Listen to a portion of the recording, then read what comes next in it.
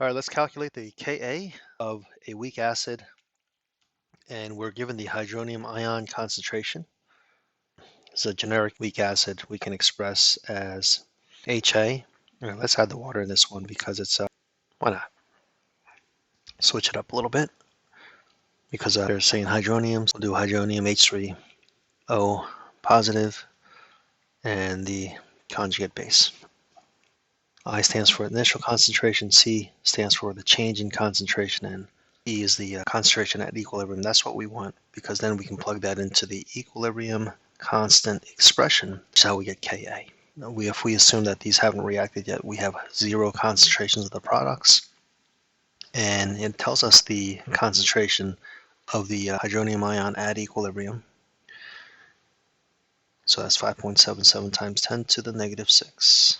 Because the mole ratios are 1 to 1, we're also going to have 5.77 times 10 to the negative 6 molar of the conjugate base, whatever that is. Where did they get that amount from? Well, they must have gotten that amount from the dissociation from the weak acid.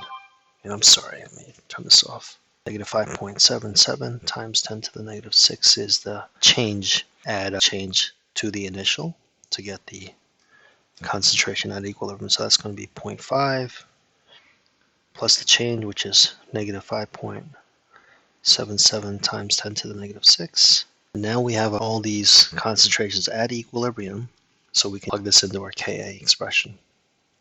K is just the equilibrium constant for this reaction at whatever temperature it is, and that's going to equal the concentration of the hydronium ion times the concentration of the conjugate base.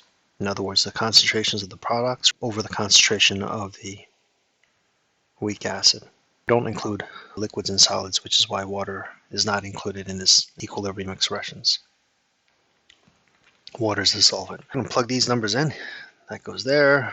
Both these numbers go there, and plug these into our calculator and get the answer. It's going to be 5.77 times 10 to the negative 6, and we'll square that because both those values are the same, right? That one and that one.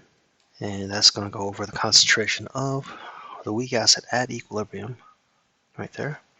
So 0.5 minus 5.77 times 10 to the negative 6, and that's going to give us our answer.